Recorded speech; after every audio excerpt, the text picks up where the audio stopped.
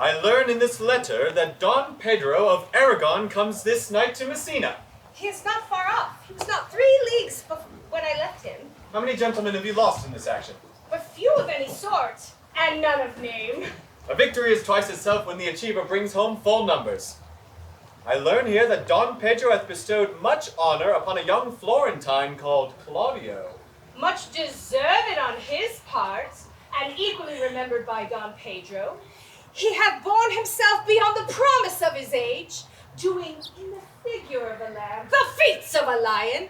He hath indeed bettered expectation than you must expect of me to tell you how. He hath an uncle here in Messina that will be glad of it. Oh, he's returned, and as pleasant as ever he was. I pray you, is Signor Montanto returned from the war? Yes. Or no?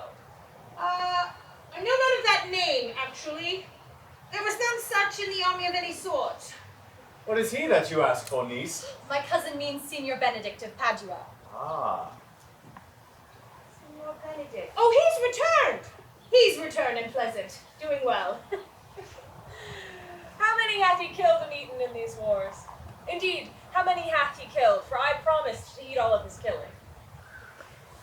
He hath done a good service in these wars, my lady. He is a very valiant trencherman. He hath an excellent stomach.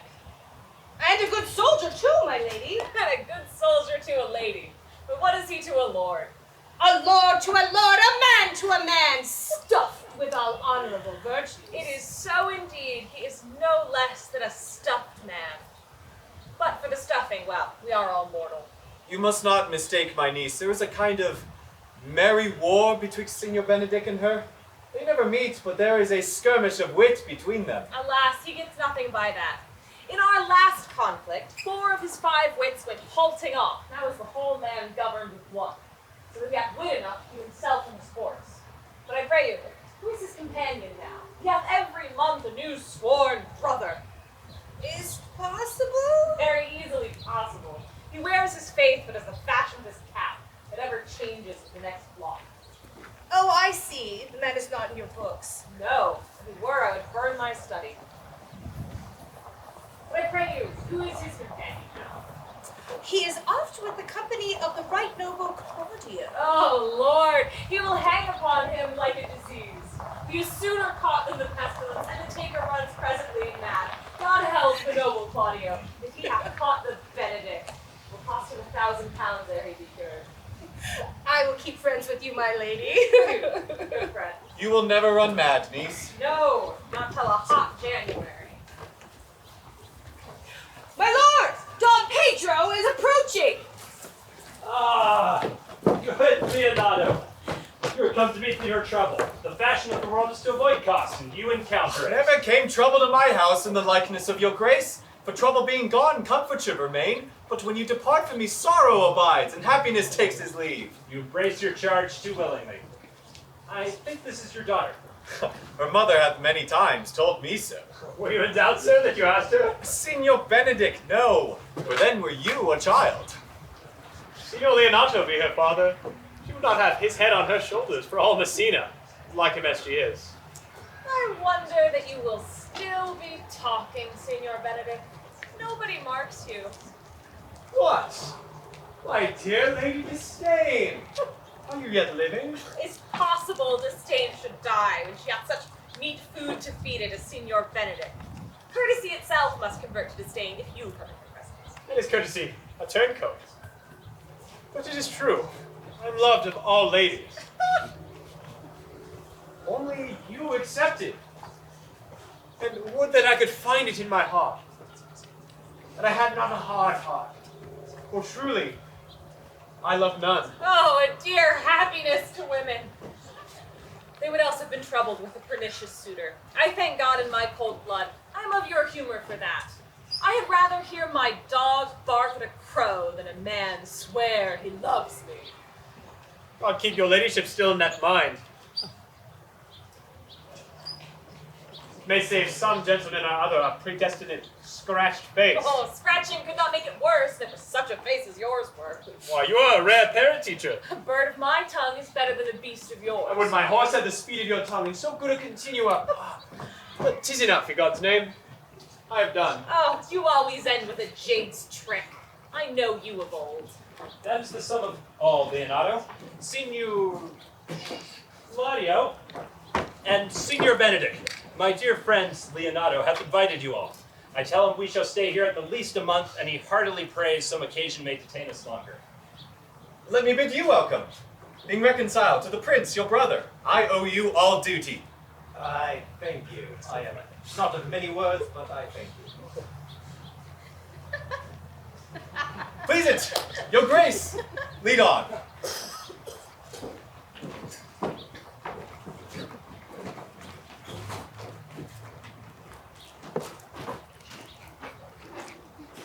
Benedict, Yes? you son of the daughter of Signor Leonato. Note her? I noted her not. When I looked on her, Is she not a modest young lady? do you ask after seeking a serious and sober judgment? Or after my custom, as being a professed tyrant to their sex? No. I pray thee speak in sober judgment. In sober terms, then, she is too short for a high praise, too simple for a clever praise, and too small for a great praise. Only in this can I commend her, that were she other than she is, she were unhandsome.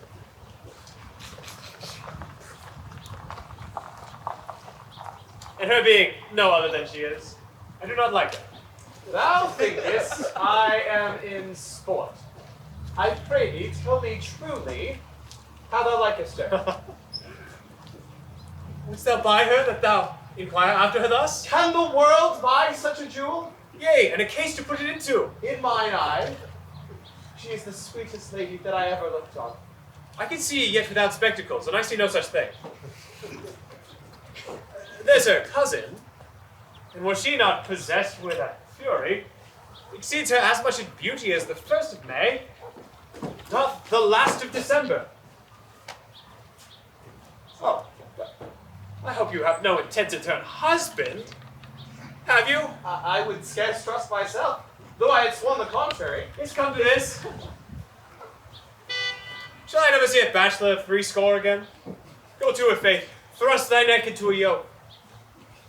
And see, Don Pedro is returned to seek you.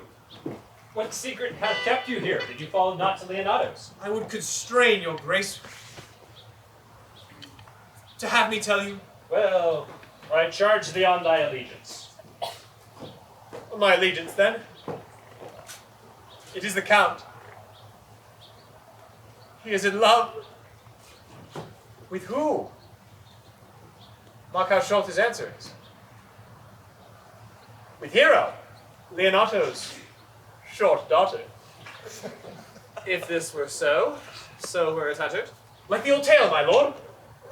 'Tis not so, nor 'twas not so. For God forbid it should be so. And if my will change not shortly, God forbid it should be otherwise. Amen if you love her, for the lady is very worthy. You speak this to fetch me in, my lord. By my troth, I speak my thought. And in faith, Lord, I spoke mine. And though I too faith in 2 troths, I spoke mine. That I love her, I feel. That she is worthy, I know. So I neither feel how she could be loved, nor know how she could be worthy. It's the opinion that fire cannot melt out of me. I will die in it at the stake. Thou wast ever an obstinate heretic in the despite of beauty. And never could maintain his part but in the force of his will. That a woman conceives me, I thank her. That she likewise bore me up, I give her most humble thanks. But that I will thrust, no, better yet, but that I will hold my bugle in an invisible baldric, all women shall pardon me. And the fine is, for which I may go the finer, I will live and die a bachelor. I shall see thee ere I die, look pale with love. Pale perhaps. No. Singular. And never pale, my lord. With anger, with hunger, with sickness, not with love. Prove that I should ever lose more blood in love than can be made up with drinking. My. Pluck out mine eye with a ballad maker's pen, and pin me to the sign and the front, the house of love, for the sign of blind Cupid. Well, as time shall try. In time the savage bull doth bear the yoke. The savage bull, mate, whichever the sensible Benedict do. Take the horns off the bull, put them on my head, and as you may see in large letters writ, here is a good horse to hire. So beneath my sign it shall see, here is Benedict, the married man. In the meantime, good Signor Benedict, repair to Leonato's, commend me to him, and tell him I will not fail him at supper. For indeed he hath made great preparation. I do see such matter in myself for such an emissary. My liege, your highness may now do me good. My love is thine to teach. Teach it but how, and thou shalt see how apt it is to do any hard thing that may do thee good. Hath Leonato any son, my lord? No child but Hero. She's his only heir.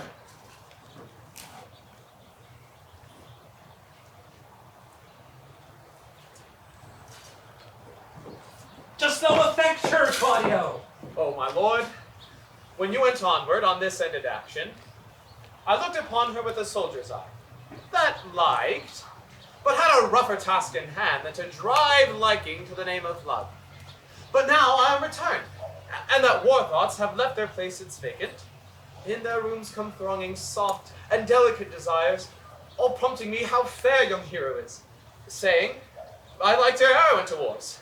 Thou dost love fair Hero, cherish it, and I will break with her and with her father, and you shall have her.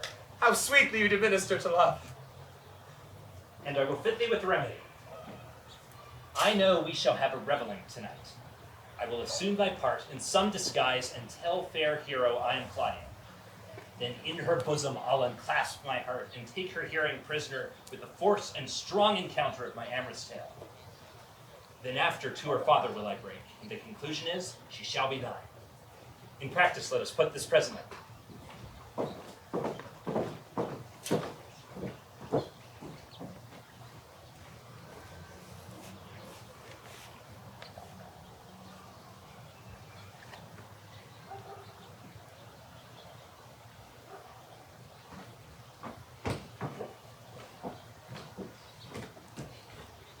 My lord,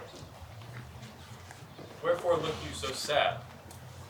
There is no measure in the occasion that breeds, therefore, the sadness is without limit. You should hear reason. And when I have heard it, what blessing brings it? If not a present remedy, at least a patient sufferance. I cannot hide what I am. I must be sad when I have cause, and smile at no man's jests. Eat when I have stomach, and wait for no man's leisure. Sleep when I am drowsy, and tend on no man's business. Laugh when I am merry, and claw no man in his humor. Yea, but you must not do it till you may do it without controlment. You have of late stood out against your brother, and he hath but lately taken you back into his graces. I had rather be a canker in a hedge than a rose in his grace. It better fits my blood to be disdained of all than to fashion a carriage to rob love from any. In this, though I cannot be said to be a flattering, honest man, it must not be denied but I am a plain-dealing villain. If I had my mouth, I would bite. If I had my liberty, I would do my liking.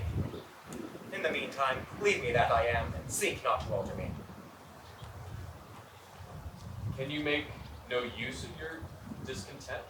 I make all use of it, for I use it only. Who comes here? What news, Ferraccio?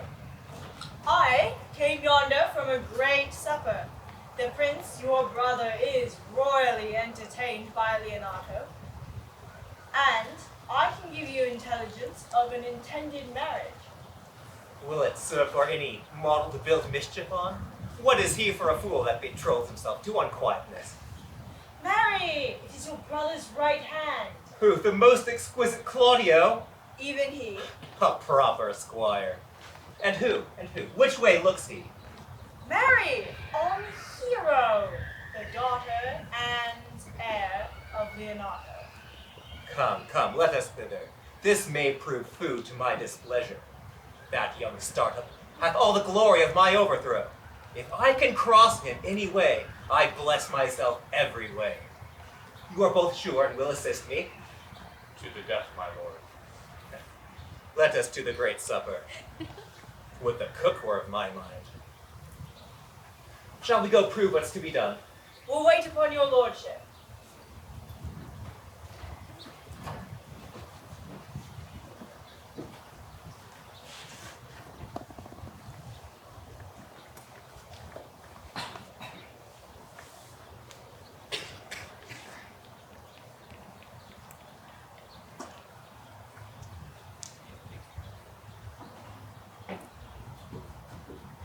Is not Count John here at supper? I saw him not.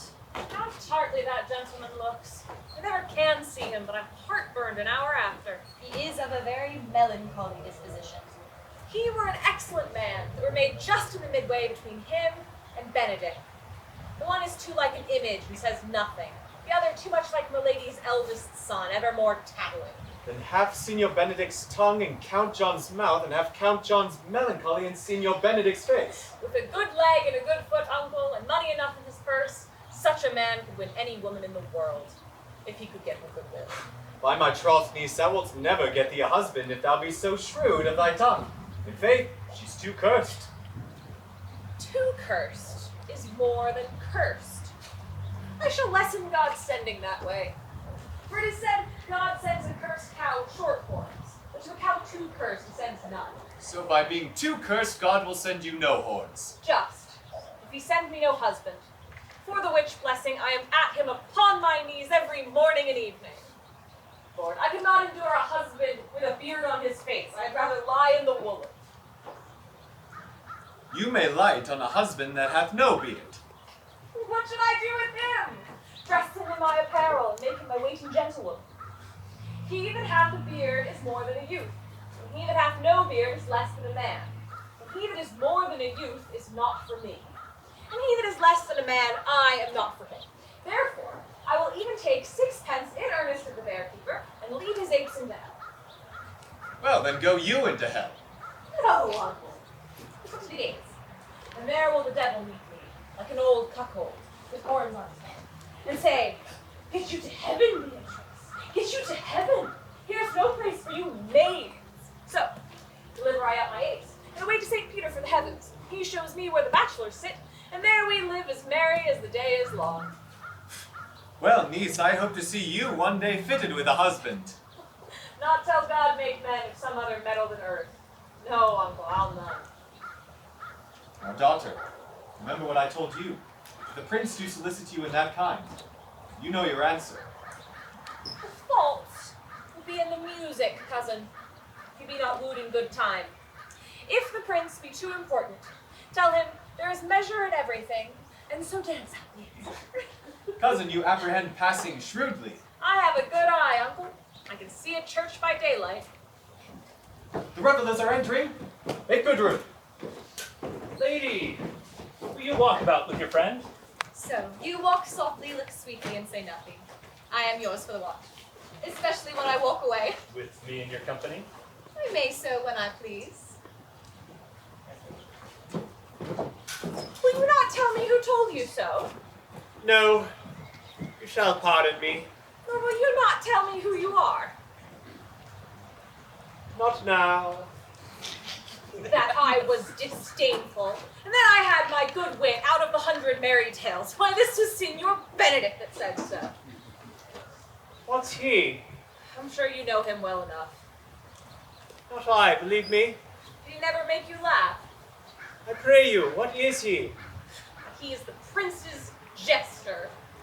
Very dull fool. His only gift is in devising impossible slanders. None but libertines delight in him, and the commendation is not in his wit, but in his villainy, for he both pleaseth men and angers them, and then they laugh at him and beat him. Oh, I'm sure he is in the fleet, or I would he had boarded me. When I know the gentleman, I'll tell him what you say. Do. He'll but break a comparison or two on me, which, peradventure, not marked, or not laughed at, strikes him into melancholy. We must follow the leaders. In every good thing.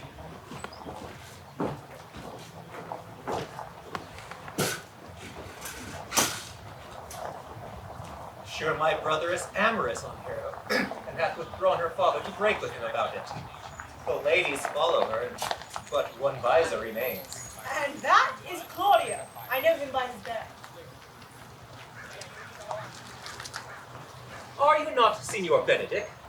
You know me well. I am he.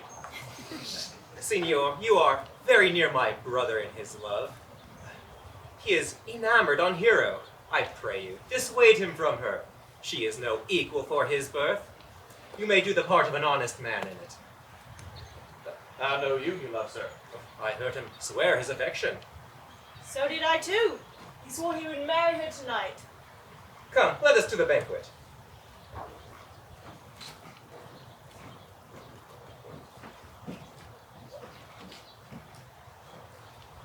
Thus, answer I in the name of Benedict, and hear these ill news with ears of Claudio. 'Tis certain so. The prince woos for himself. Friendship is constant in all other things, save in the office and affairs of love.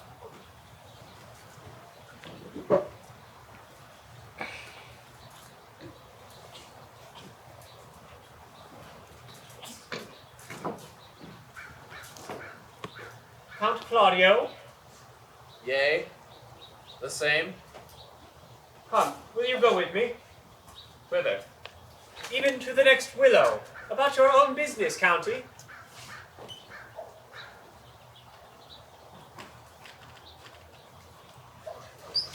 What fashion will you wear the garland of? About your neck like a usurer's chain? Or about your arm like a lieutenant's scarf? You must wear it one way, for the prince had caught your hero. I wish him joy of her. Why, that's spoken like an honest Romeo. But had you thought that the prince would have served you thus? I pray you, leave me. Oh, now you strike like a blind man. 'Twas the boy that stole your meat, and you'll beat the post. If it will not be, I'll leave you.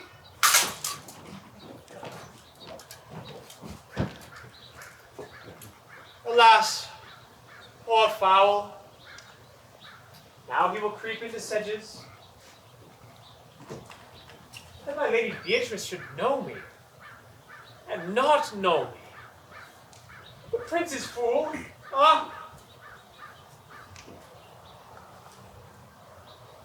It may be she says so because I am married. But I am apt to do myself wrong. I'm not so reputed.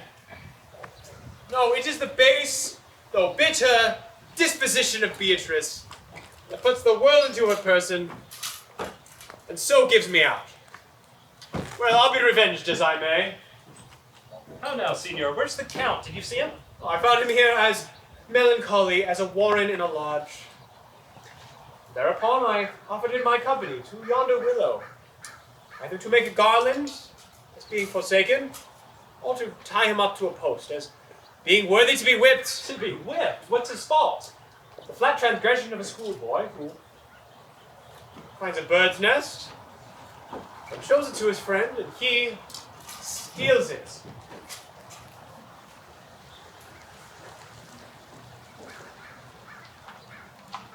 Oh, I will but teach them to sing and restore them to the owner. But their singing answer your saying, by my troth, you speak honestly. The Lady Beatrice hath a quarrel to you. The gentleman that danced with her told her she is much wronged by you. Oh. She misused me, past the endurance of a block. She told me, not knowing I had been myself, that I was the prince's jester. that I was duller than a great thaw, heaping insult upon insult with such an impossible conveyance that I stood like a man at a mark, with the whole army of soldiers firing on me. She speaks poignards, and every word stabs. I would not marry her, were she endowed with all that Adam had before he transgressed. Look, here she comes. Your grace commend me on any errand to the world's end. Fetch you 3 hairs from the great champ's beard. Do you go on an embassage to the pygmies rather than hold 3 words conference with this harpy? You have no employment for me? None but to desire your good company. Here's a dish I cannot endure. I cannot stand my lady tongue. Come, lady, come. You have lost the heart of Signor Benedict. Indeed, my lord. He lent it me a while. I gave him use for it. A double heart for a single one. Marry, once before, he won it of me with false dice. Therefore, your lordship may well say I have lost it. You have put him down, lady. You have put him down. So I would not he should do me, my lord, lest I should prove the mother of fools. I brought Count Claudio, whom you sent me to seek. Why, how now, Count? Wherefore are you sad? Not sad, my lord? How then? Sing? Neither, my lord. The Count is neither sad, nor sick, nor merry, nor well, but civil. Count. Civil as an orange. Something of that jealous complexion. In faith, lady, I think your blazing to be true. Though I'll be sworn if he be so, his conceit is false. Here, Claudio, I have wooed in thy name, and fair hero is won. I have broke with her father, and his goodwill obtained. Name the day of marriage, and God give thee joy. Count, take of me my daughter, and with her my fortunes. His grace hath made the match, and all grace say amen to it. Count, 'tis your cue. Oh, silence is the perfectest herald of joy. I were but little happy, if I could say how much. Lady, as you are mine, I am yours. I give away myself for you, and dote upon the exchange. Speak, cousin. Who cannot speak, stop his mouth with a kiss. Let him not speak idle. In faith, lady, you have a merry heart. Indeed. I thank it, poor fool. Keeps on the windy side of care. My cousin tells him in his ear that he is in her heart. And so she doth, cousin. Good Lord, for alliance. Thus goes everyone to the world but I. I am sunburnt. I sit in the corner and cry hey-ho for a husband. Lady Beatrice, I will get you one. I'd rather have one of your father's getting. Hath your grace ne'er a brother like you? Your father got excellent husbands, if only a maid could come by them. Will you have me, lady? Oh, no. No, my lord.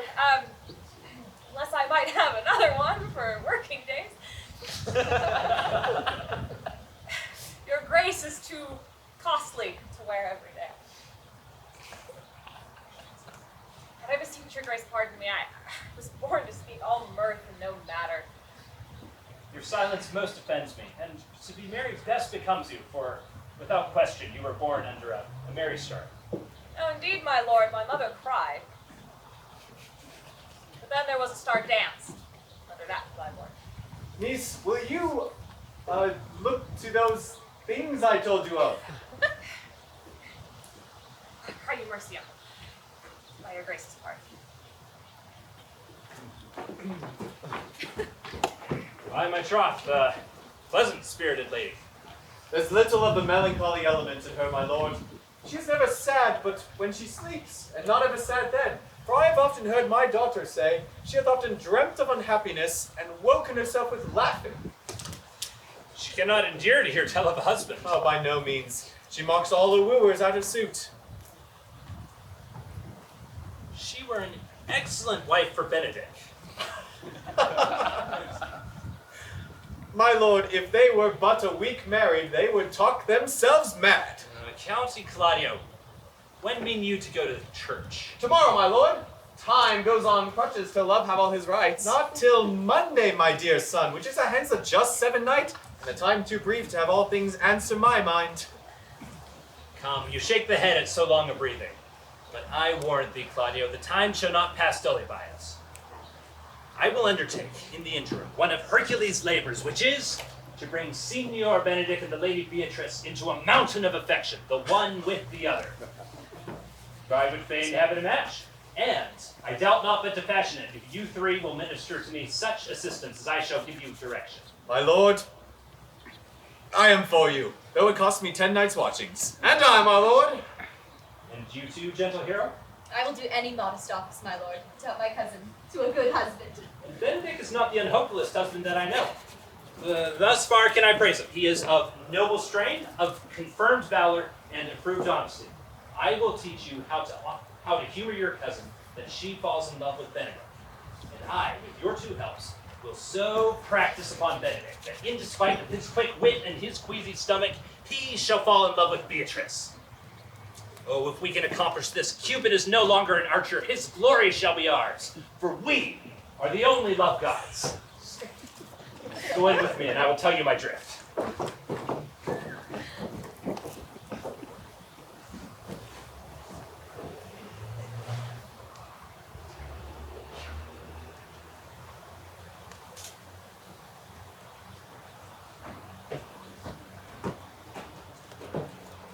It is so. Count Claudio shall marry the daughter of Leonato. Yea, my lord, but I can cross it. Any bar, any cross, any impediment leave medicinable to me. I am sick in displeasure, and whatsoever comes athwart his affection ranges evenly with mine. How canst thou cross this marriage? Not honestly, my lord, but so covertly that no dishonesty shall appear in me. Show me briefly how. I think I told your lordship, a year since, how much I am in the favor of Margaret, the waiting gentlewoman to Hero. I remember. I can, at any unseasonable instant of the night, appoint her to look out at her lady's chamber window. What life isn't that to be the death of this marriage? Now the poison of that lies in you to temper. Go you to the prince your brother. Spare not to tell him that he hath wronged his honor in marrying the renowned Claudio, whose estimation you do mightily hold up, to a contaminated stale, such a one as Hero. What proof shall I make of that? Proof enough to misuse the prince, vex Claudio, undo Hero, and kill Leonato. Look you for any other issue? Only to despite them I will endeavor anything. Go then. Find me a meet hour to draw Don Pedro and the Count Claudio alone.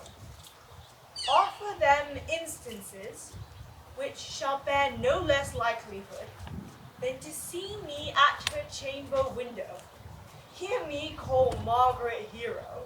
Hear Hero term me Claudio, and bring them to see this the very night before the intended wedding, and there shall appear such seeming truth of Hero's disloyalty, that jealousy shall be called assurance, and all the preparation be overthrown.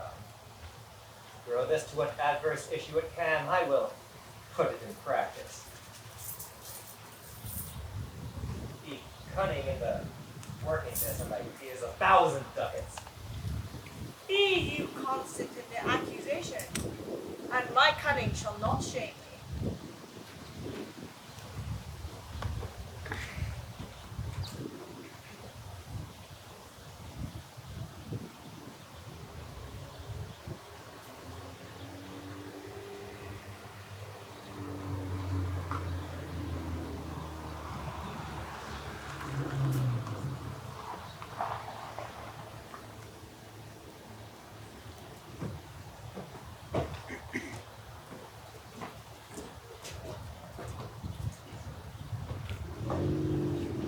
I do much wonder that one man seeing how much another man is a fool when he falls in love,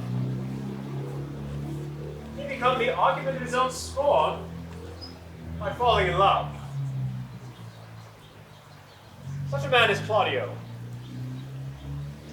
I've known there was no music with him, but the drum and the fife. Now he would rather hear the tabor and the pipe. I've known that he would have rather walked 10 miles afoot to see a good armor. Now will he lie 7 nights awake, carving the fashion of a new doublet. I had known when he was wont to speak honest and to the point, like a good man and a soldier. Now is he turned orthographer. His words are a very fantastical banquet. Just so many strange dishes. May I be so converted, and yet see with these eyes?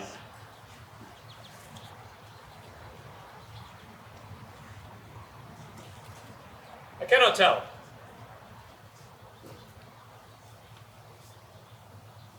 I think not. No. May I be so transformed and love turn me into an oyster? Nay, but till he hath made an oyster of me, he shall make me no man's fool. One woman is fair, yet I am well. Another is wise, yet I am well. Another virtuous, yet I am well. No, until all graces be in one woman shall not come into my grace.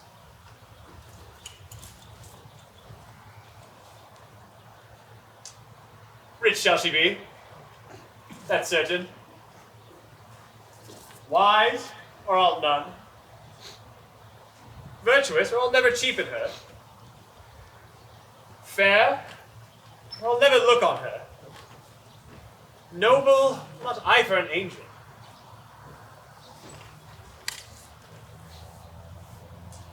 An excellent musician, of skillful discourse, and her hair shall be whatsoever color it please God. Oh, the prince had seen your love. I will hide me in the arbor.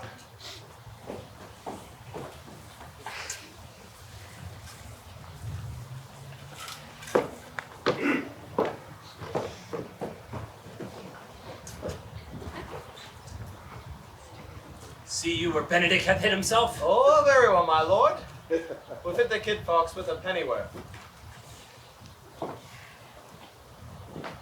Come hither, Leonardo.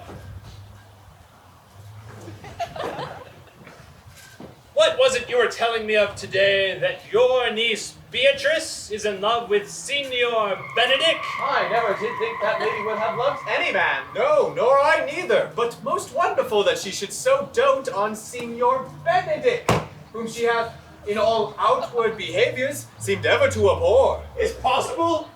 Is the wind in that corner? My lord, I know not what to tell of it, but that she loves him with an enraged affection. 'Tis past the infinite of thought. Maybe she doth but counterfeit. Hey, why can I? Oh, counterfeit! Well, there was never counterfeit a passion came so near the life of passion as she discovers it. Why? What effects of passion shows she? Bait shall hook well, this fish will bite. What effects, my lord?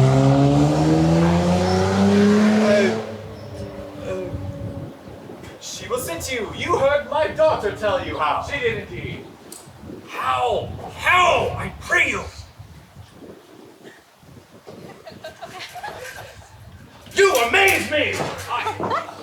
I would have thought her spirit had been invincible against all assaults of affection. I would have sworn it had, my lord, especially against Benedict. This could be no Paul. White-haired fellow speaks of. Knavery cannot, I'm sure, hide itself in such reverence. He obtained the infection. Hold it up. Hath she made her affections known to Benedict? No, and she swears she never will. That is her torment. 'Tis true indeed. So your daughter tells me, shall I, says she, that have so often counted him with scorn, write to him that I love him? This she says when she is beginning to write to him, for she will be up 20 times a night, and there will she sit in her smock till she hath writ a sheet of paper. My daughter tells us all. She tore the letter into 1,000 halfpence, railed at herself that she should be so immodest that she would write to one that she knew would flout her. Yes. And then, down upon her knees, she falls, weeps, sobs, beats her heart, tears her hair, prays, curses. Oh, sweet Benedict! God give me patience! She doth indeed. The ecstasy of it has so much overborne her that my daughters have feared she will do a desperate outrage to herself. It is very true.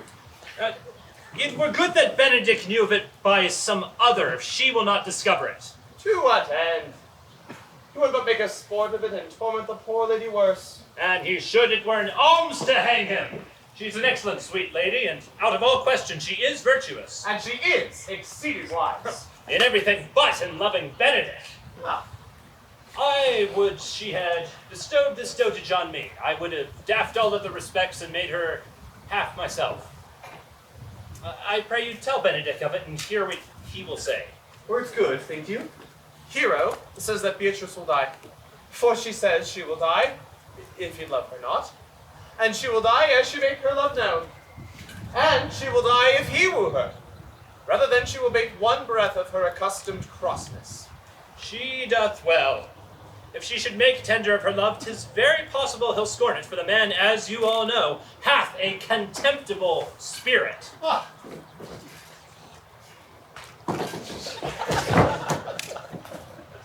He is a very proper gentleman. He hath indeed a good outward happiness. Before God, and in my mind, very wise. He doth indeed show some sparks that are like wit. And I take him to be valiant. Shall we go find Benedict and tell him of her love? Never tell him, my lord. Let her wear it out with good counsel. Nay, it were not so. She may wear her heart out first. Well, let it cool the while. We will hear further of this by your daughter. I love Benedict well, and could wish he would modestly examine himself to see how unworthy he is of so good a lady.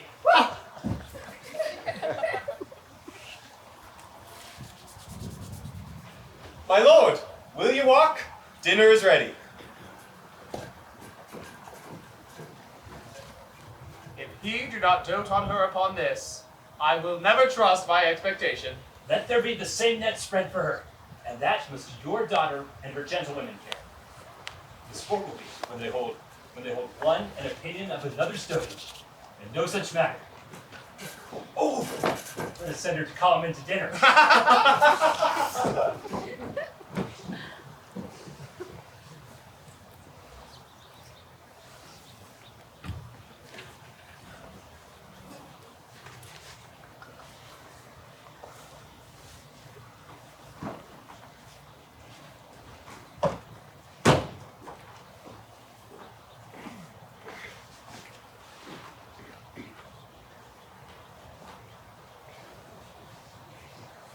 This can be no trick. The conference was sadly born. They have the truth of this from Hero. Love me! Why, it must be requited. I did never think to marry. You say the lady is fair. 'Tis so. I can bear them witness. And virtuous. By my troth, I'll not deny it. Wise. Yet in loving me. Truly, it is no addition to her wits, nor no great argument to her folly. For I will be horribly in love with her. I may chance have some remnants of wit broken on me, because I have so long railed against marriage. But doth not the appetite alter? A man in his youth loves the meat that he cannot endure in old age. No, the world must be peopled. When I said I would die a bachelor, I did not think I would live till I were married.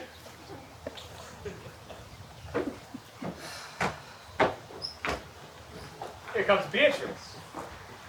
By this day she's a fair lady. I do spy some marks of love in her. Against my will, I am sent to bid you come in to dinner. Fair Beatrice, I thank you for your pains. Took no more pains for those thanks that you took pains to thank me. If it had been painful, I would not have come. You take pleasure, then, in the message? Yea, only so much as you may take upon a knife's point. No stomach, senor, fare you well.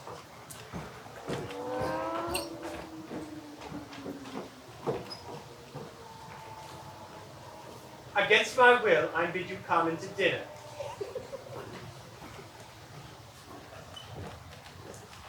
There's a double meaning in that.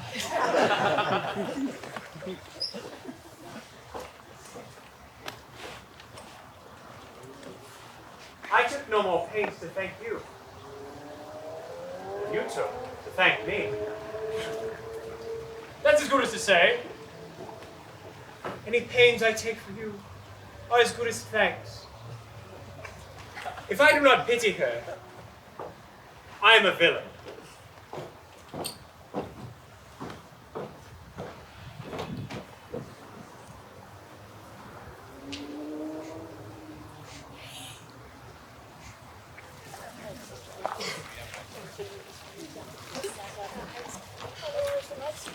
Now, Margaret, when Beatrice doth come, our talk must only be of Benedict. When I do name him, let it be thy part to praise him more than any man ever did merit.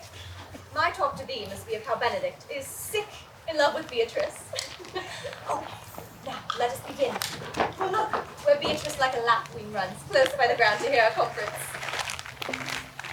Fear you not my part of the dialogue. Let us draw near that her ear lose nothing of the false sweet bait we lay for it.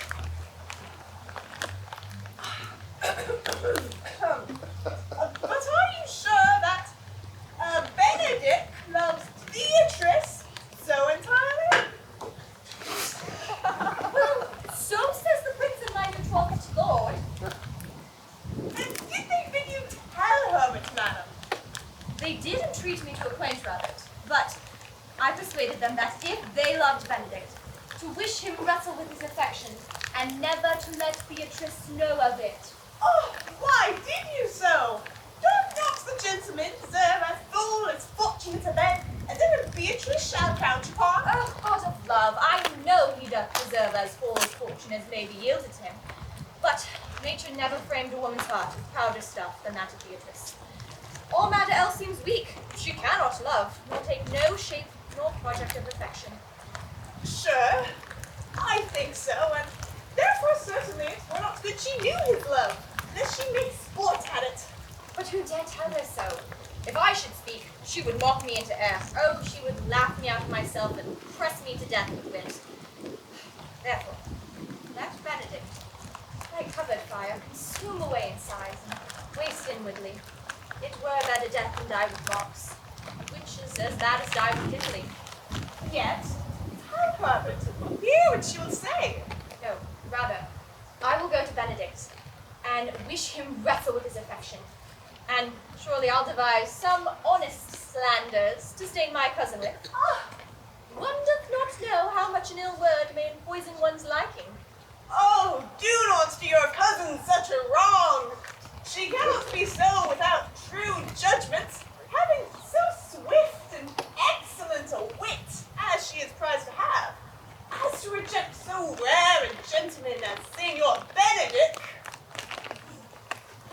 only man of Italy. Always accepted my dear Claudio. When are you married, madam? Ugh, why, every day. Tomorrow. Oh, come, let us go in. I'll show thee some attires and have thy counsel, which is the best to furnish us tomorrow. She's limed, I warned you. You have caught her, madam. It proves so then. Loving goes by haps. Some Cupid kills with arrows and some with traps.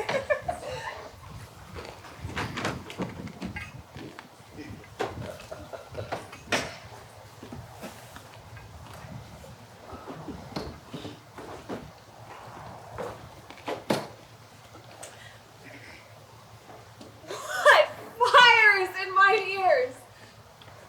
Can this be true? Stand I condemned for pride and scorn so much? Contempt, farewell. And maiden pride, adieu. No glory lives behind the back of such. Benedict? Love on. I will requite thee, taming my wild heart to thy loving hand, if thou dost love. My kindness shall incite thee to bind our loves up in a holy band, for others say thou dost deserve. And I believe it better than reportingly.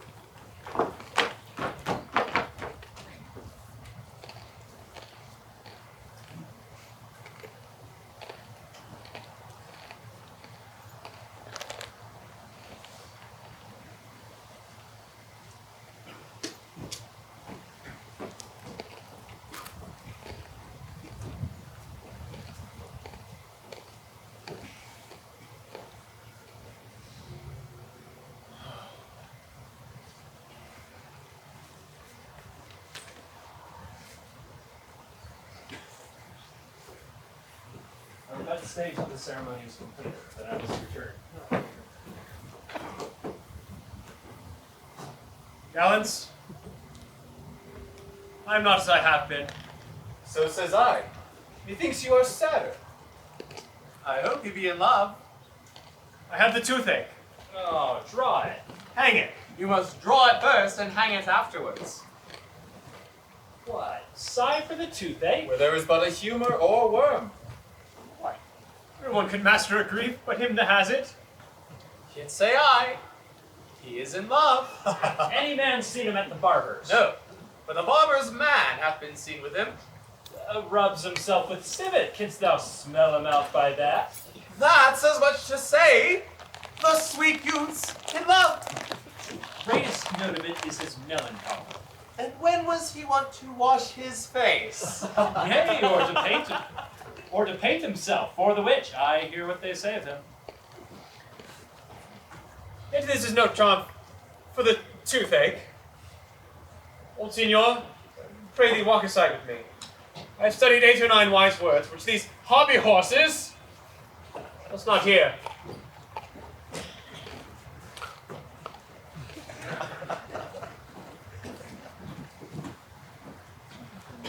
For my life to break with him about Beatrice. 'Tis even so.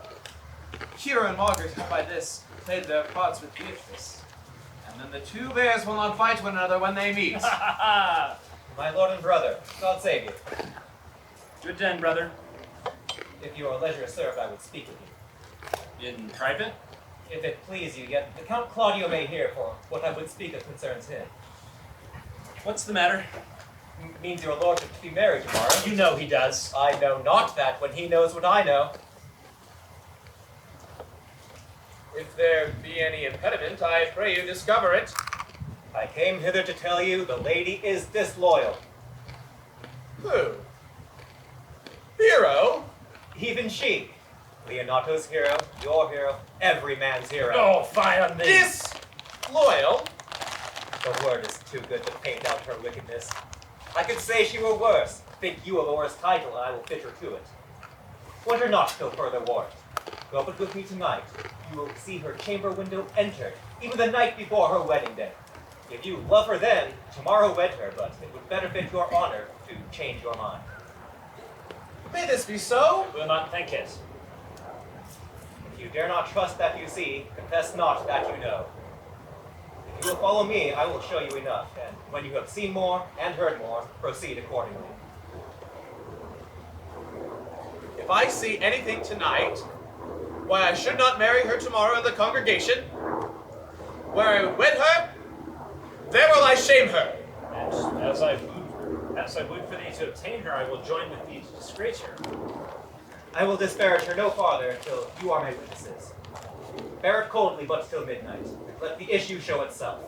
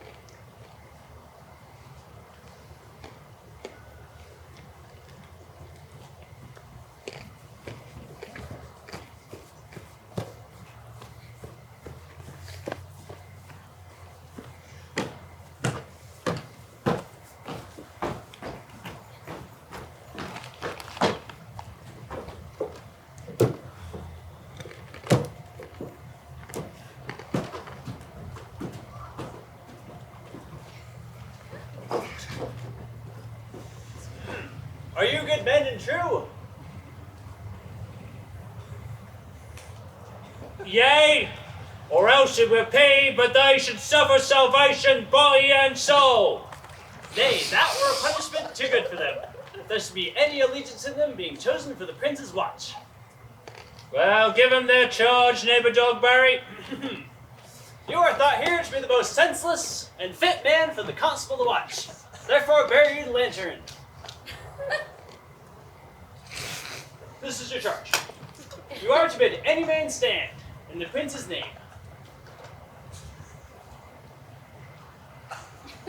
However will not stand. Why then, take no note of him, but let him go, and presently call the rest of the watch together, and thank God you are rid of a knave. If he will not stand when he is bidden, he is none of the prince's subjects. True, and they are to meddle with none but the prince's subjects. You shall also make no noise in the streets, for the watch to babble and talk is most tolerable and not to be endured. We will rather sleep than talk. We know it belongs to a watch. Why, you speak like an ancient and most quiet watchman, for I cannot see how sleeping should offend. Well, you are to call at all the alehouses, and bid those that are drunk get them to bed. However they will not. Why then let them alone till they are sober? Well, sir. If you meet a thief, you may suspect him, by virtue of your office, to be no true man. And for such kind of men, the less you meddle or make with them, why the more is for your honesty. If we know him to be a thief, shall we not lay hands on him? Truly, by your office you may, but I think they that touch pitch will be defiled. The most peaceful way for you, if you do take a thief, is to let him show himself what he is, and steal out of your company. You've always been called a merciful man, partner. Truly, I would not hang a dog by my will, much more a man who hath any honesty in him. If you should hear a child cry in the night, you must call up the nurse and bid her still it.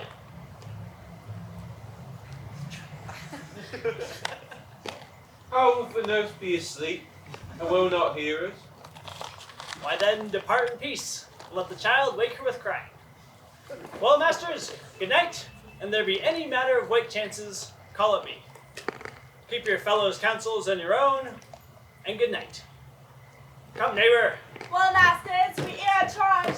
Come, let us sit on the church bench and then to bed. One word more, honest neighbors. I pray you watch about Senior Leonardo's door. For the wedding being there tomorrow, there is a great coil tonight. Adieu. Be vigilant. I beseech you.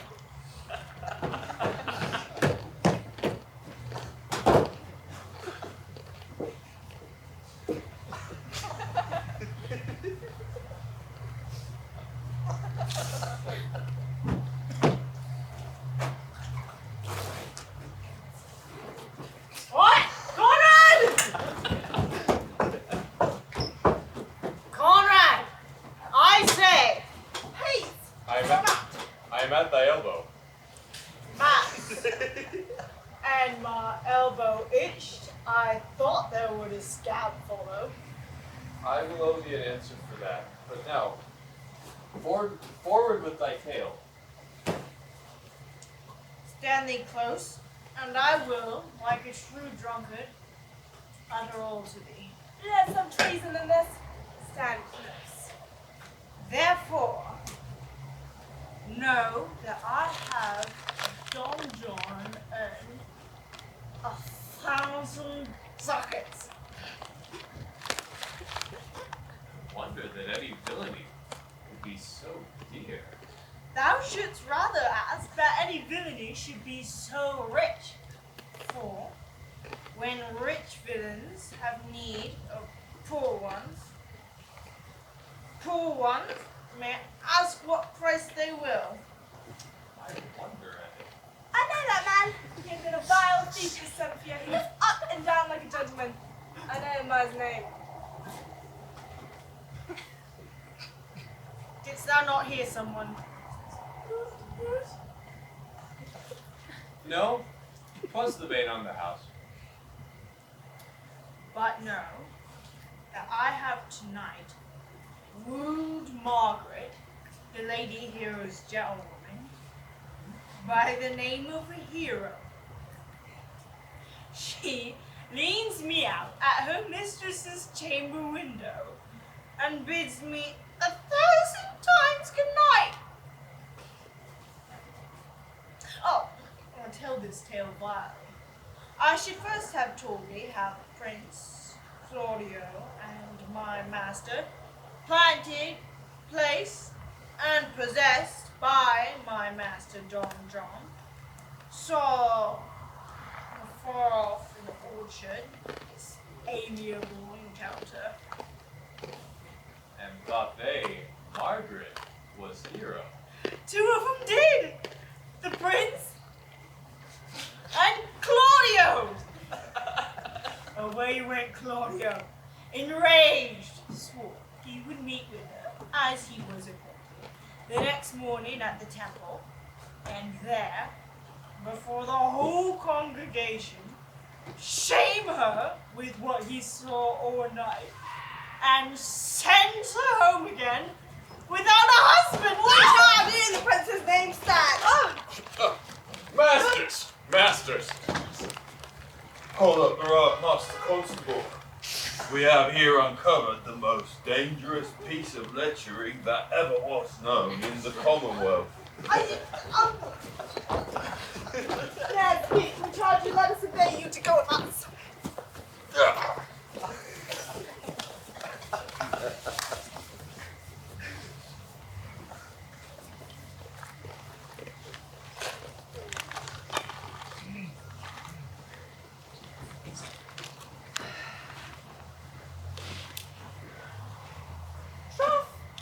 I think your other abato were better.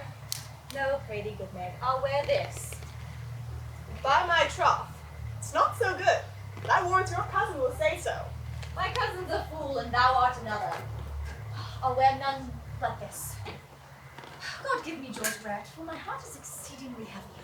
'Twill be heavier soon by the weight of a man. Good morning, cuz. Good morrow, sweet hero.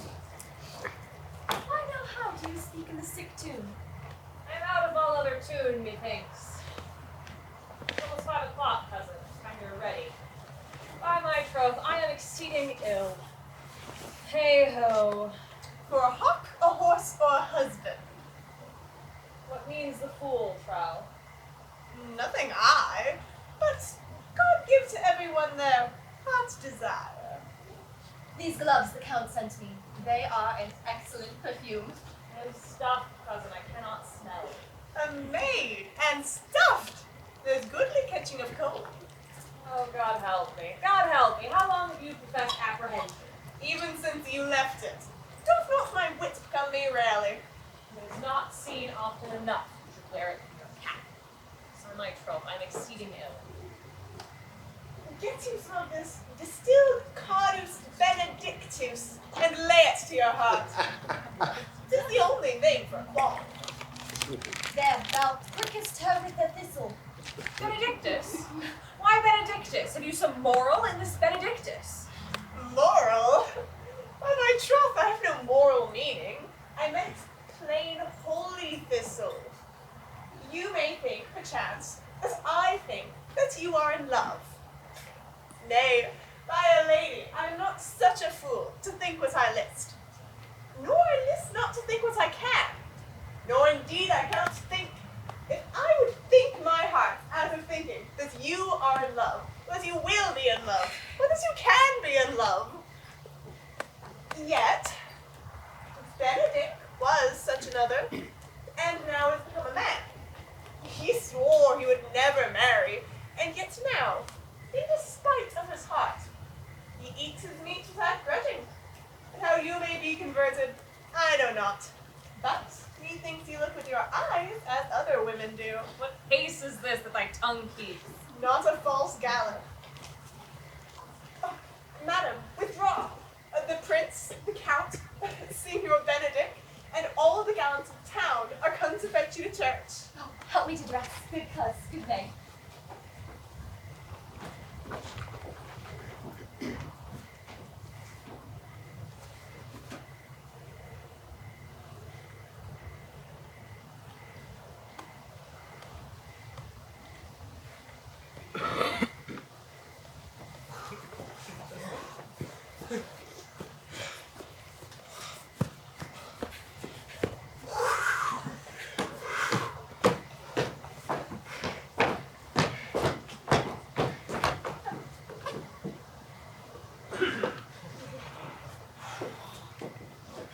What would you with me, honest neighbors?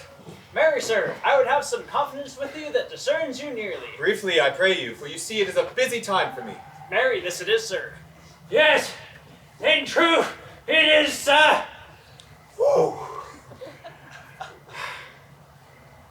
What is it, good friends? Good man Burgess, sir, speaks little off the matter. An old man, sir, and his wits are not so blunt as, God help, I would desire they were, but in faith honest as the skin between his brows. Yea, I thank God I am as honest as any man living that is an old man, and no honester than I. Neighbors, you are tedious. It pleases your worship to say so, but we're the poor duke's officers. But truly, for mine own part, if I were as tedious as a king, I would find it in my heart to bestow it on all your worship. All thy tediousness on me. Yea, and for 1,000 pounds more than 'tis. For I hear as good explanation on you as of any man in the city. And though I be but a poor man, I am glad to hear it. And so am I, sir. I would fain know what you have to say. Marry, sir, our watch tonight, except in your grace's presence, have captured a pair of as arrant knives as any in Messina. An old man, sir, he will be talking. As they say, when the age is in, the wit is out. And two men ride of a horse, one must ride behind. I must leave you. One word, sir. Our watch, sir, hath indeed tonight comprehended 2 auspicious persons. We would have them this morning examined before your worship.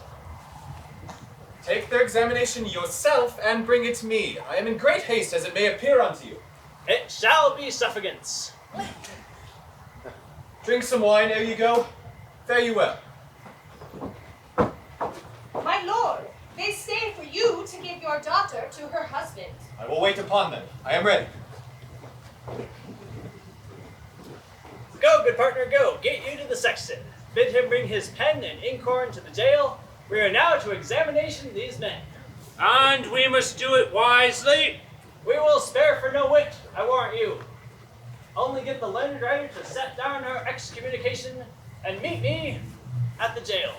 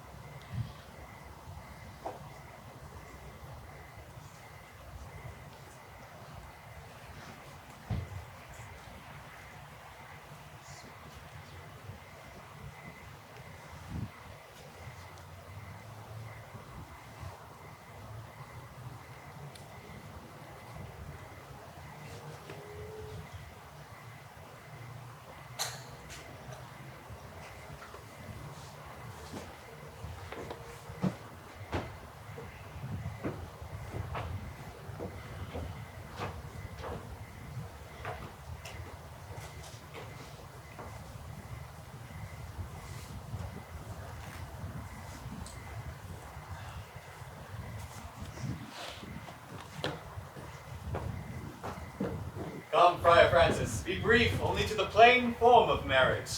You may recount their particular duties afterward. You come hither, my lord, to marry this lady. No. To be married to her. Friar, you come to marry her. Lady, you come hither to be married to this count. I do. If either of you know of any inward impediment why you should not be conjoined, I charge you on your souls to utter it. Know you any hero? None, my lord. Know you any count? I dare make his answer none. Oh, what men dare do, what men may do, what men daily do, not knowing what they do. Oh now, interjections. How some be laughing as Oh. Stand thee by, friar. Father, by your grace, will you with free and unconstrained soul give to me this maid, your daughter? As freely, son, as God did give her me. And what have I to give you that may counterpoise this rich and precious gift? Nothing, unless you render her again. Sweet prince, you lend me noble thankfulness. There, Leonato! Take her back again! Give not this rotten orange to your friend. She's but the sign and semblance of her honor. Behold, how like a maid she blushes here. Would you not swear, all you that see her, that she were a maid by these exterior shows? But she is none. She knows the heat of a luxurious bed. What do you mean, my lord? Not to be married! Not to knit my soul to an approved wanton! My lord, if thou hast, in your own right, vanquished the resistance of her youth and made defeat of her virginity... I never tempted her with word too large. But as a brother to a sister, showed bashful sincerity and comely love. And seemed I ever otherwise to you? Out on thee! You seem to me as Diane in her orb, as chaste as the bud ere it be blown. But you are more intemperate in your blood. Is my lord well that he doth speak so wise? Sweet prince, why speak not you? What should I speak? I stand dishonored as a man that have gone to join my dear friend to a common stale. Are these things spoken, or do I but dream? Sir, they are spoken, and these things are true. This looks not like a nuptial. True. Oh dear. Leonato, stand I here? Is this the prince? Is this the prince's brother? Is this face, heroes? Are not our eyes our own? All of this is so, my lord, but what of it? Let me move but one question to your daughter. And I pray, by that fatherly and kindly power you have in her, bid her answer truly. I charge thee, do so, as thou art my child. Oh God, am I beset? What kind of catechizing calls you this? To make you answer truly to your name. Is it not Hero? Who can blot out that name with any just reproach? Oh, Mary, that can Hero. Hero itself can blot out Hero's virtue. What man was he that talked with you outside your window yesternight betwixt 12 and 1? Now, if you are a maid, answer me this. I talked to no man at that hour, my lord. Why then you are no maiden. Leonato, I am sorry you must hear. Upon mine honor, myself, my brother, and this grieved count did see her, hear her at that hour last night talk with a ruffian at her chamber window, who hath indeed most like a liberal villain confessed the vile encounters they have had 1,000 times in secret. There is not chastity enough in language, without offense, to utter them. Thus, pretty lady, I am sorry for thy much misgovernment. Oh, Hero! What a hero hadst thou been, if half thy outward graces had been placed at the counsels and thoughts of thy heart! But farewell, most foul, most fair, farewell! Hath no man's dagger here a point for me? Oh no, Hero, what pressing you down? Come, let us go. These things come thus to light, smother her spirits. How doth the lady? Dad, I think. Uncle, help! Senior Benedict! Friar! Hero! Hero! O fate, take not away thy heavy hand. Death is the fairest cover for her shame that shall be wished for. How now, cousin? Take comfort, lady.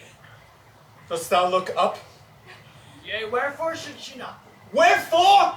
Does not every earthly thing cry shame upon her? Can she deny the story that is written in her own blood?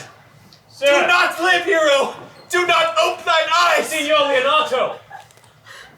Pray you, be patient! For my own part, I am so attired in wonder, I know not what to speak. Oh, on my soul, my cousin is belied! Lady, were you her bedfellow last night? No, truly not, although until last night I have this 12 months been her bedfellow. Confirmed! Confirmed! Oh, that a stronger maid than was barred up with whips of iron! Would the two princes lie and Claudio lie, who loving her so, washed it with her tears? Hence from her! Let her die! Hear me a little, for I have only been silent for so long, given way into this course of fortune. By noting of the lady, I have observed 1,000 blushing apparitions to start into her face, 1,000 innocent shames. Friar, I think she lie not guiltless here under some biting error. Friar, it cannot be. Thou seest that with all the grace she has had left, she would not add to her damnation the sin of perjury. She denies it not. Lady, what man is he you are accused of? Who of you that any man with me conversed, or that I yesternight maintained the words? Oh, refuse me, hate me, torture me to death. There is some strange misprision in the princes. But you have the very bent of honor. And if their wisdoms be misled in this, the practice of it lies in Don John the Bastard, whose spirits toil in frame of villainies. I know not. If they but wrong her, the proudest of them shall well hear of it. Pause a while, and let my counsel sway you in this case. Your daughter here, the prince is left for dead. Let her a while be secretly kept in, and publish it that she is dead indeed. Maintain a mourning ostentation, and upon your family's old monument hang mournful epitaphs, and do all the rites that would appertain into a burial. What shall become of this? What will this do? Marry this well-carried shall, on her behalf, change slander to remorse. That is some good. She dying, as so it must be maintained, upon the instant she were accused, shall be lamented, pitied, excused. So will it fare with Claudio. When he shall hear she died upon his words, the idea for life shall sweetly creep into his study of imagination. In every lovely organ of her life shall come apparel the more precious habit, more moving, delicate, and full of life, into the eye and prospect of his soul than when she lived indeed. Then shall he mourn. Signor, let the friar advise you. Being that I flow in grief, smallest twine may lead me. 'Tis well consented. Come, presently away. Come, lady. Die to live. This wedding day perhaps is but prolonged. Have patience and endure.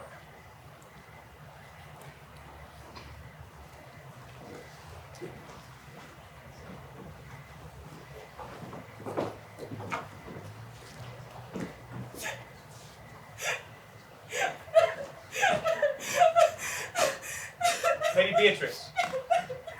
Lady Beatrice. Have you wept all this while? Yea, I will not desire I will that. weep a while longer. I would not have it. You have no reason, I do it freely. Surely I do think your fair cousin is wronged. How much might the man deserve of me that would right her? Is there any way to show such friendship? Very even way. No such friend.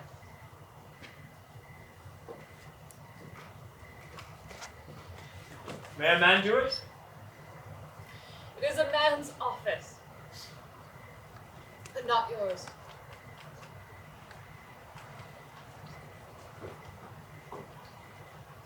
I do love nothing in the world so well as thee. Is not that strange? Strange is the thing I know not. And yet, it were as possible for me to say that I love nothing so well as you. But believe me not, and yet I lie not.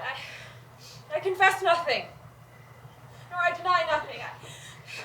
I am sorry for my cousin. Beatrice, by my sword, thou lovest me. Do not swear by it and eat it. I will swear by it. And I will make him eat it that says, I love not you. Will you not eat your word? No sauce that can be devised to it. Well then, oh, may God forgive me. What offense, sweet Beatrice? You have stayed me in a happy hour. I was about to protest I love you. I do it with all my heart. I love you with so much of my heart, there is none left to protest. Come. Let me do anything for thee.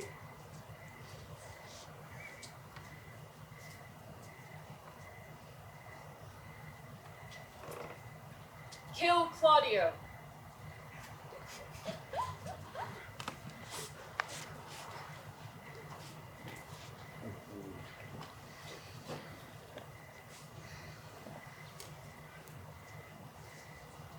Not for the wide world. Oh, you kill me to deny it. Fare you well. Tarry, good Beatrice. Oh, I am gone, though I am here. There's no love in you. I pray you let me go. Nay, but Beatrice. In faith, I will go. We'll be friends first. Oh, you dare easier be friends with me than fight with mine enemy.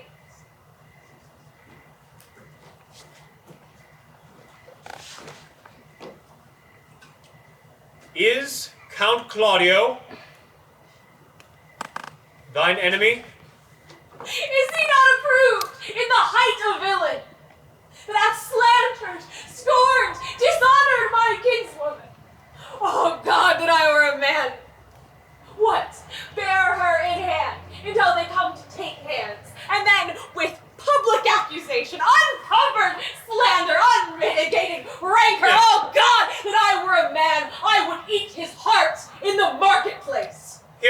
Beatrice. Talk with a man out at a window.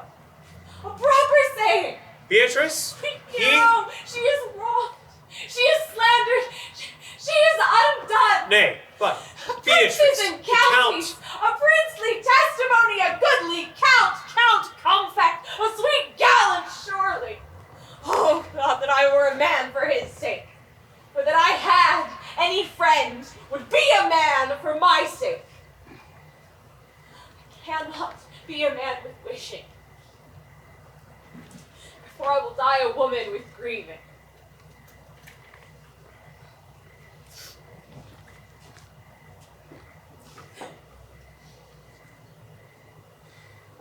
Tarry, dear Beatrice.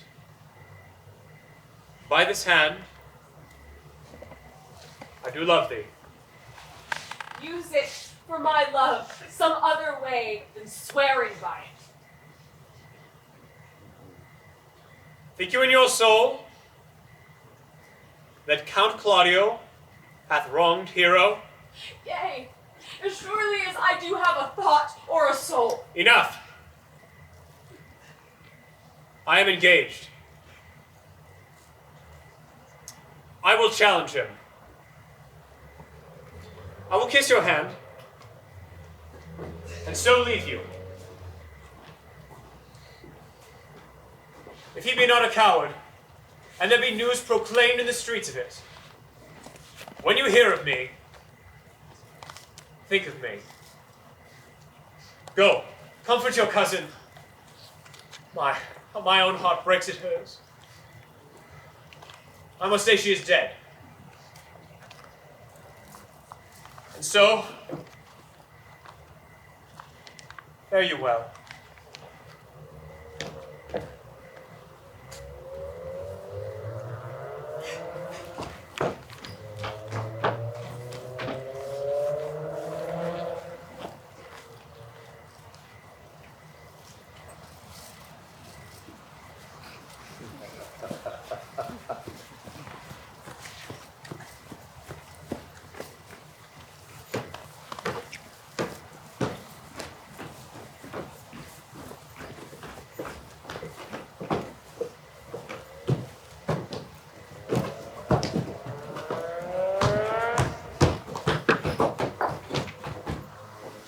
As our whole assembly appeared,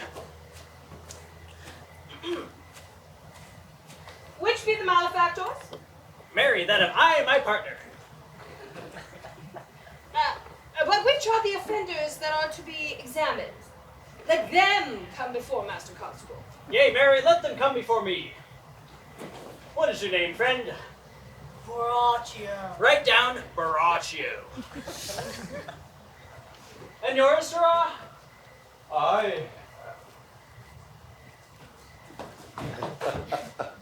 Thank you. I am a gentleman, and my name is Conrad. Write down Master Gentleman Conrad. Masters, do you serve God? Yea, sir. We hope. Write down that they hope they serve God. And write God first. For God defend, but God should go before such villains. Masters, it is proved already that you are a little better than false knaves, and it will go near to be thought so shortly. How answer you for yourselves? Marry, sir, we say we are none. A marvelous witty fellow, I assure you. But I will go about with him. Come you hither, sir, a word in your ear. Sir, I say to you, it is thought that you are false knaves. I say to you, we are none.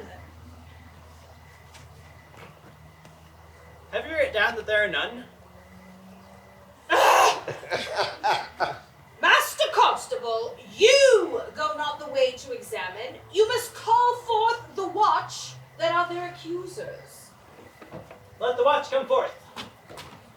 Masters, I charge you in the prince's name. Accuse these men. Don't. This man said that Don John, the prince's brother, was a villain. Write down Prince John a villain.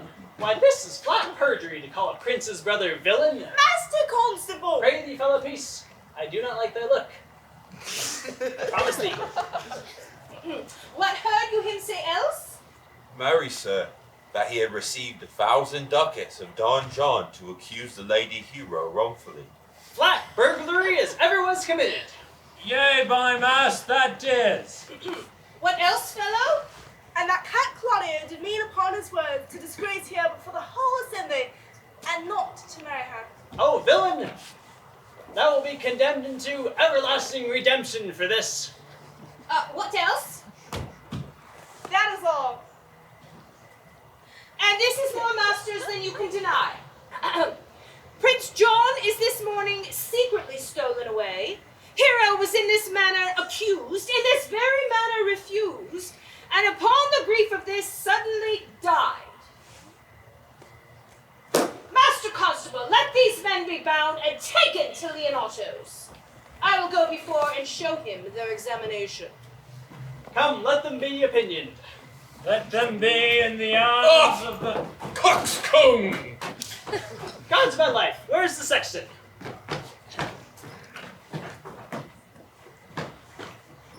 Have him write down the prince's officer Coxcomb. Come, bind them, thou naughty varlet. Away! You are an ass! You are an ass! Oh! Dost thou not suspect my place? Dost thou not suspect my years? Oh, that you were here to write me down an ass. Yet, masters, remember that I am an ass, though it not be written down.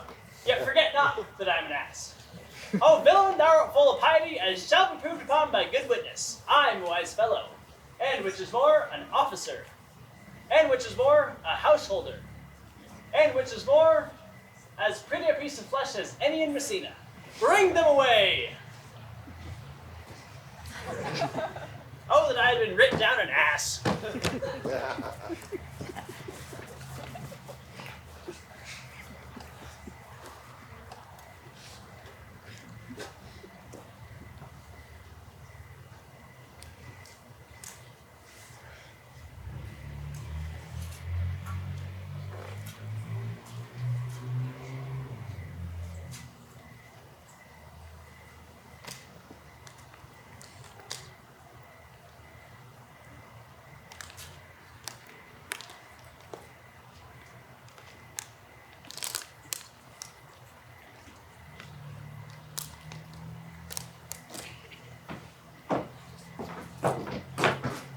If you go on thus, you will kill yourself.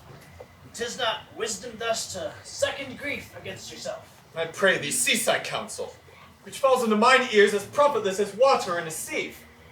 Bring me a father that so loved his child, whose joy of her is overwhelmed like mine, and bid him speak of patience. Therefore give me no counsel. My griefs cry louder than advertisement. Therein do men from children nothing differ. I pray thee, peace. I will be flesh and blood, for there was never yet philosopher who could endure the toothache patiently. Yet bend not all the harm upon thyself. Make those that do offend you suffer too. There thou speakest reason. Nay, I will do so. My soul doth tell me that Hero is belied. And that shall Claudio know, and so shall the prince, and all those that thus dishonor her. Here come the prince and Claudio hastily. Good den, good den. Good day to you both. Hear you, my lords. We have some haste, Leonato. Some haste? Well, fare you well then. Are you so hasty now? Nay, do not quarrel with us, good old man. If he could right himself with quarreling, some of us would lie low. What? Who wrongs him? Mary, thou dost wrong me. Thou dissembler, thou! Nay, never lay thy hand upon thy sword. I fear thee not, Mary! Beshrew my hand if it should give your age such cause of fear. In faith, it meant nothing to my sword. Tush, tush, man! Never flee or jest at me. I speak not like a dotard, nor a fool. I say, no, Claudio, thou hast wronged mine innocent child. And as for my part, I say thou hast belied mine innocent child. Thy slander hath gone through and through her heart, and she lays buried with her ancestors. Oh, in a tomb where scandal never slept, save this of hers, framed by thy villainy. My villainy? Thine, Claudio, Thine, I say! Don't say not right, old man. My lord, I will prove it on his body if he dare! I will not have to do with you. Canst thou so daff me? Thou hast killed mine innocent child! If thou killst me, boy, thou wilt kill a man. He shall kill 2 of us, and men indeed. But 'tis no matter, let him kill one first. Friar, Content yourself. Hero is dead, slandered to death by villains, as would dare answer a man indeed, as I dare take a serpent by the tongue. Boys, apes, braggarts, jacks, milksops. Friar Francis! Come, hold your content. What, man, I know them. But friar, 'Tis not, do not you meddle, let me deal in this. friar, Gentlemen both, we will not wait your patience. My heart is sorry for your daughter's death, but on mine honor she was charged with nothing but what was true and very full of proof. my I lord! will not hear you. No? Come, friar, away. I will be heard. And shall. Some of us will smart for it.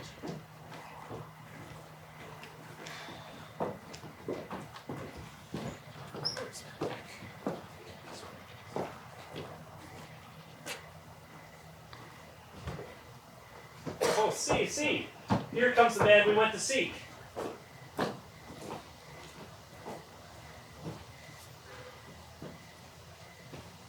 Now, senor, what news?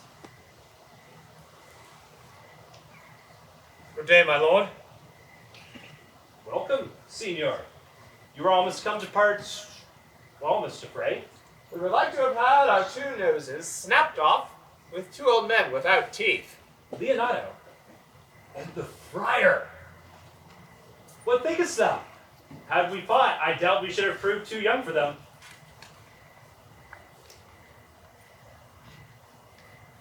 In a false conflict, there is no true valor.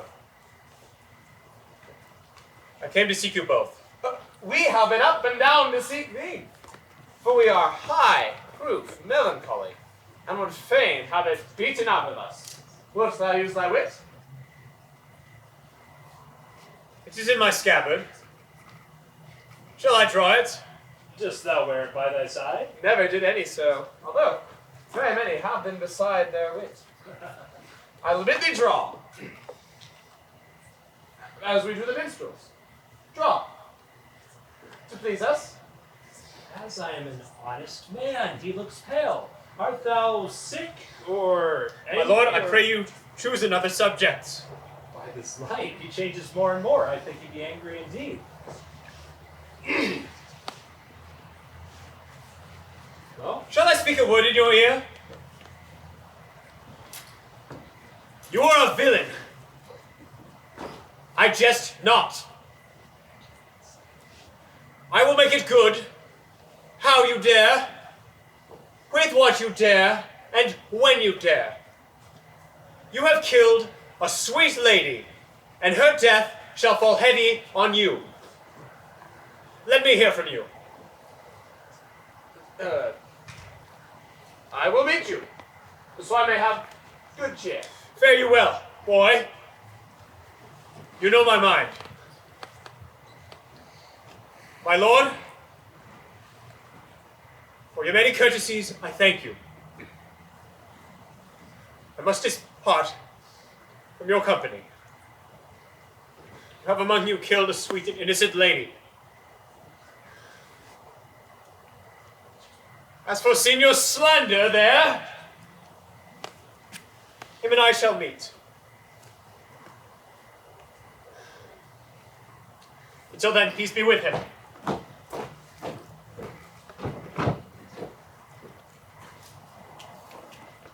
he is in earnest. In most profound earnest. And I'll warrant you for the love of Beatrice. Oh. And hath challenged thee? Most sincerely. Did you not say my brother was fled? Come here, sir. If justice cannot tame you, she shall ne'er weigh more reason in her balance, and you be a cursing hypocrite once, you must be looked to. Well now, 2 of my brother's men bound. Baraccio 1. Hearken after the events, my lord. Officer, what offense have these men done? Marry, sir, they have committed false report. Moreover, they have spoken untruths. Secondarily, they are slanders. Sixth and lastly, they have belied a lady. Thirdly, they have verified unjust things. And to conclude, they're lying knaves. Who have you offended, masters, that you are thus bound to your answer? This learned constable is too cunning to be understood. What's your offense? Sweet prince, let me go no further to mine answer. Do you hear me? And let this count kill me. I have deceived even your very eyes. What your wisdoms could not discover, these shallow fools have brought to light, who in the night overheard me confessing to this man how Don John, your brother, incensed me to slander the lady hero. How you were brought into the orchard and saw me court Margaret in Hero's garments, but you disgraced her when you should have married her. My villainy they have upon record, which I had rather sealed with my death than repeat over to my shame. The lady is dead upon mine and my master's accusation, and briefly I desire nothing but the reward of a birth. Runs not this speech like iron through your blood? I have drunk poison while he uttered it. But did my brother set thee on to this? Yea, and paid me richly for the practice of it. Sweet hero! Notice thy visions appear in the rare semblance that I loved at first. Come, bring away the plaintiffs. But this time our sexton hath reformed Senior Leonardo the matter. And masters, do not forget to specify when time and place shall serve, that I am an ass. Here, come Master Signor Leonardo the Saxon. Which is the villain? Let me see his eyes, and when I note another like him, I may avoid him. Which of these is he? If you would know your wronger, look on me. Art thou the slave that with thy breath has killed mine innocent child? Yea, even I alone. Nay, not so. Thou beliest thyself. Here stand a pair of honorable men. A third is fled that had a hand in it. I thank thee, princes, for my daughter's death. Record it with your high and worthy deeds. 'Twas bravely done, to bethink you of it. I know how not to pray your patience, yet I must speak. Choose your revenge yourself. Impose upon me whatever penance your invention can lay upon my sin. Yet sinned I not, but in mistaking. By my soul nor I. And yet to satisfy this good old man, I would bend under any heavy weight he would enjoin me to. I cannot bid you bid my daughter live. That were impossible. But I pray you both, possess the people in Messina here, how innocently she died. And if your love can labor aught in sad invention, hang an epitaph upon her tomb, and sing it to her bones. Sing it tonight. Tomorrow morning, come you to my house. And since you could not yet be my son-in-law, be yet my nephew. My brother hath a daughter, almost the copy of the child that is dead, and she alone is heir to both of us. Give her the right you should have given my daughter, and so dies my revenge. Oh, noble sir, your over kindness still wring tears from me. I do embrace your offer, and dispense for henceforth with poor Claudio. Tomorrow morning, then, I will expect your coming. Tonight, I take my leave. This naughty man shall face to face be brought to Margaret, whom I believe was packed in all this wrong, hired to it by your brother. No, by my soul she was not, nor knew not what she did, but always hath been just and virtuous in anything I do know her by. Moreover, sir, which indeed is not under white and black, this plaintiff here, the offender, did call me an ass.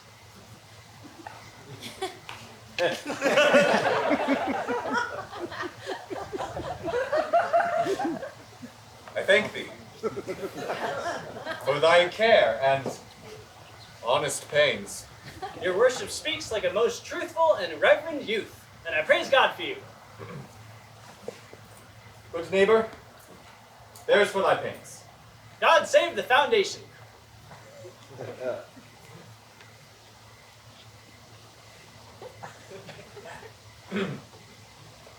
Go. I discharge thee of thy prisoner, and I thank thee. God keep your worship. I wish your worship well. I humbly give you leave to depart.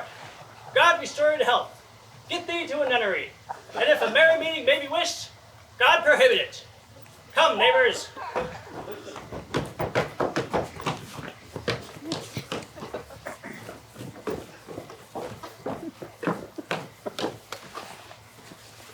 Till tomorrow morning, my lords. Farewell. We will not fail you. Tonight, I'm on with Hero.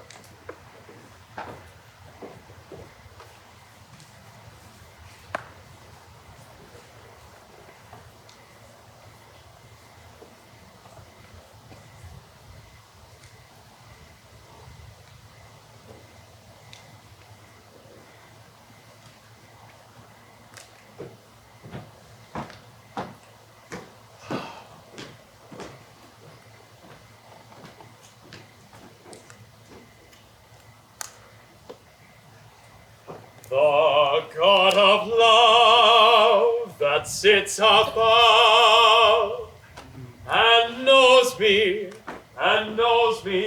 how pitiful I deserve. In singing, but in loving. Leander, the great swimmer. Troilus, the first employer of pandas. The whole host of these other carpet managers, whose names yet run down smoothly down the even road of blank verse. Why? None of them was ever half as much in love as I do find myself. Mary, I cannot show it in rhyme.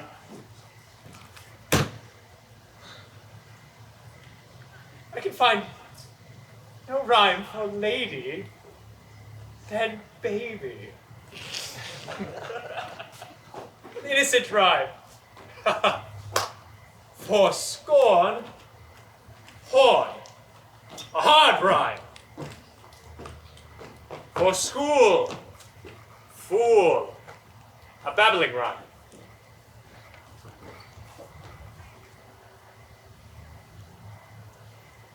No, I was not born under a rhyming phrase. Nor I cannot woo in festival terms.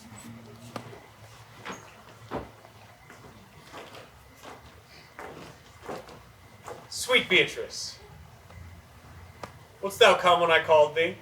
Yea, senor, and depart when you bid me. Oh, stay but till then. Then is spoken, very well.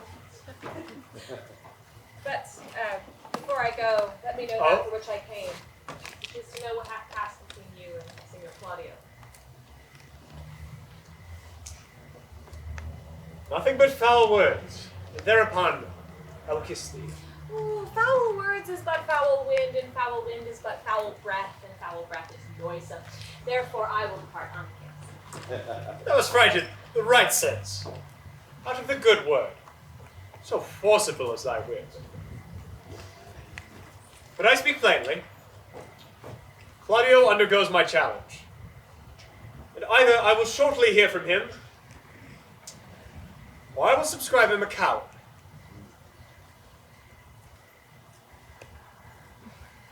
Now, for which of my bad parts didst thou first fall in love with me? For them all together, which maintain so politic a state of evil, they would not permit any good part to intermingle with them.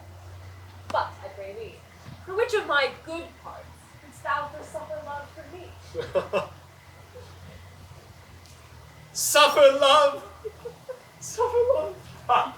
A good epithet. I do but suffer love for thee. For I love thee against my will. Oh, in spite of your heart, I think. Alas, poor heart. If you spite it for my sake, I shall spite it for yours, for I will never love that which my friend hates. Thou and I are too wise to woo peaceably.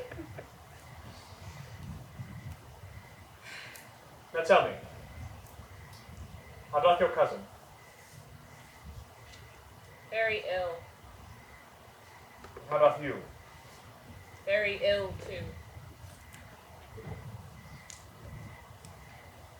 Serve God, love me, and men. He is dearer and me. Here I leave you. For one comes in haste to seek you.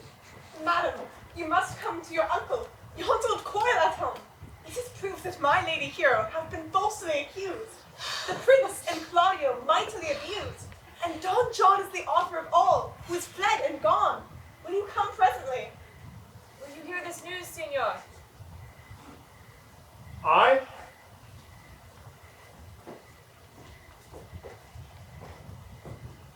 I will live in your heart, die in your lap, and be buried under your eyes. And what's more, I will accompany thee to Barrowlands.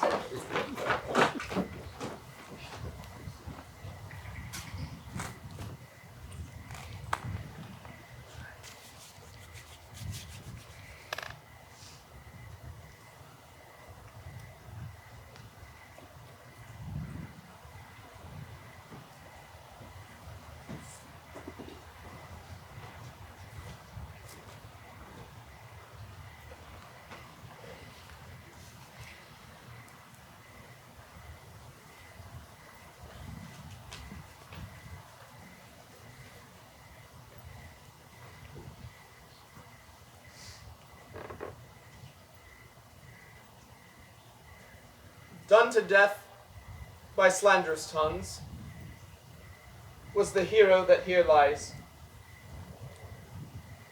Death, in guerdon of her wrongs, gives her fame which never dies. So the life that died in shame lives in death with glorious fame. Lie thou here beside the tomb, praising her when I am done.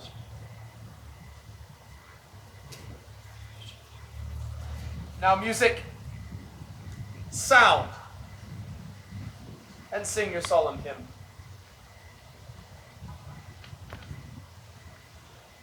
Art and goddess of the night, those who slew thy virgin night, for the which with songs of woe round about her tomb they go.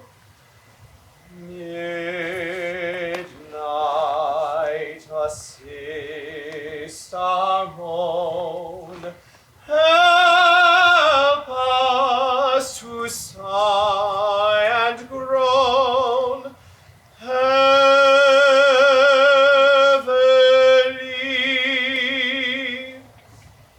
heavily.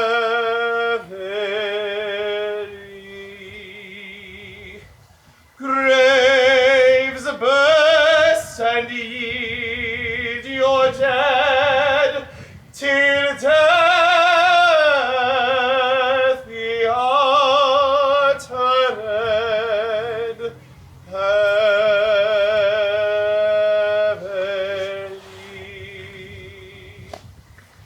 heavily.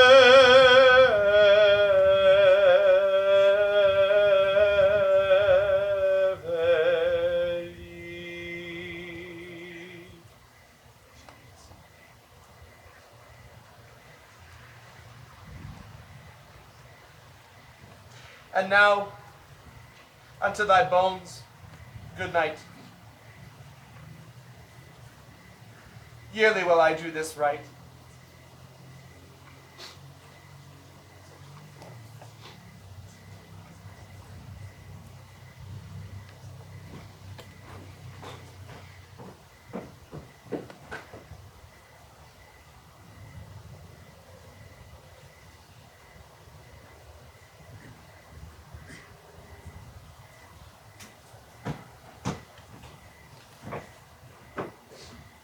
Did I not tell you she was innocent? So are the Prince and Claudio, who accused her upon the matter you heard debated. Though Margaret was in some fault for this, although against her will, as it appears in the true course of all the question. Why? Oh, a relief has washed over me. Otherwise I would have, by my faith, been enforced to call Claudio to a reckoning for it.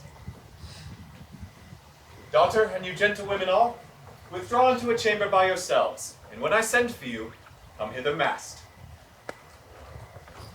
The Prince and Claudio promised by this hour to visit with me.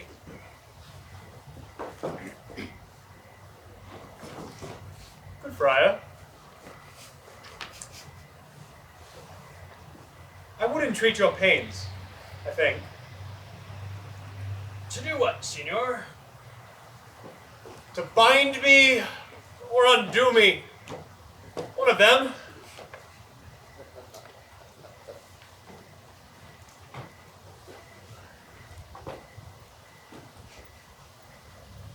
Signor Leonato. Truth it is. Good signor.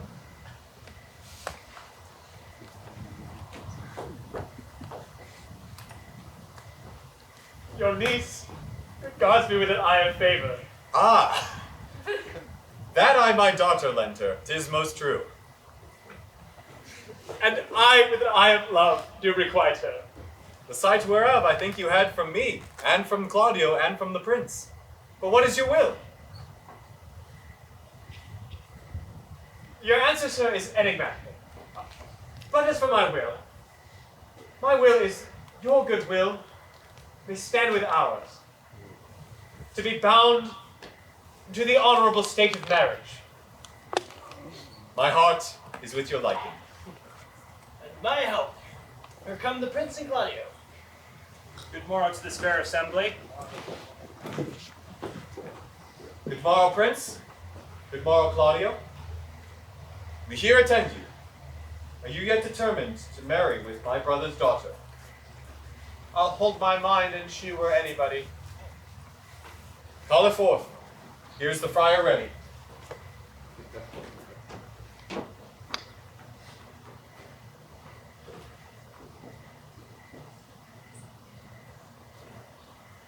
But which is the lady I must seize upon?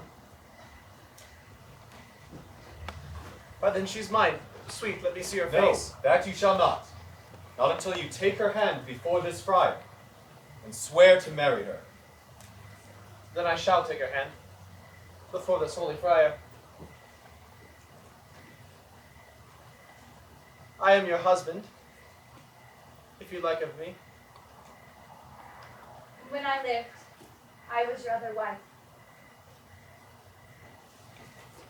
And when you loved, you were my other husband. Another hero? Another hero! Another hero! Nothing certain. One hero died defiled, but I do live. And surely as I live, I am a maid. The former hero, the hero that was dead. She died, my lord, but whilst her slander lived. All of this amazement can I qualify, when after that the holy rites are ended. I'll tell you largely of fair hero's death. Meantime, let wonder seem familiar. To the chapel, let us presently. Soft and fair, friar. With her is Beatrice. I answer to that name. What is your will? My dear lady. Do not you love me? Truth, no. No more than reason. Troth. Powerful word to say against. My. By my troth, you must You must be speaking. Do not you love me? You must be speaking against truth. For your uncle, and Count Claudio, and the prince said you did. They swore it. Do not you love me? Troth, no. No more than reason. Why then, my cousin and Margaret were much deceived, for they did swear you did. They swore you were almost sick for me. They swore you were well nigh dead for me. 'Tis no matter. Then you do not love me? No. But in friendly recompense. Come, niece, I am sure you love the gentleman. And I'll be sworn upon that he loves her.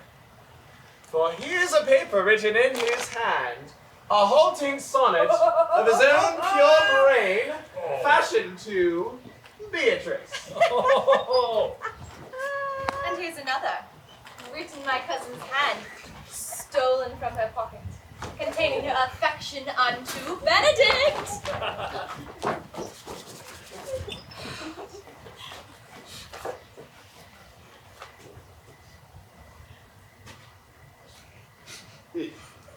Rule.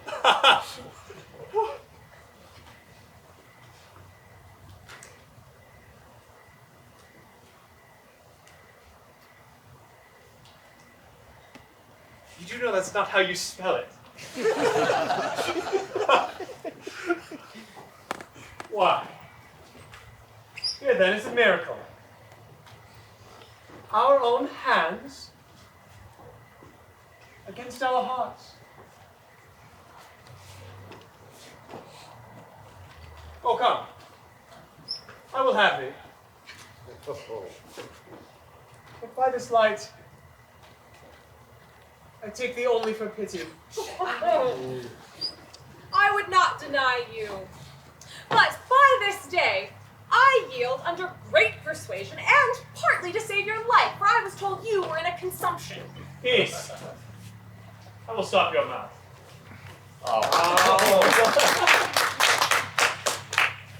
How dost thou, Benedict, the married man? Prince, all college of witcrackers cannot flout me out of my good humor. In brief, since I do purpose to marry, I will think nothing of all the world says against it. And therefore, think not much of what I have said against it. For man is a giddy thing. And that is my conclusion. Yes. Oh, Count Claudio. Dear Count, I would have thought I had beaten thee. But, as thou art now like unto be my kinsman, live unbruised, and love my cousin. Oh, Benedict, I well hope thou wouldst have denied Beatrice, for then I'd have cudgelled thee out of thy single life to make thee a double dealer, which, out of question, thou wilt be, if my cousin do not look exceedingly merrily to thee.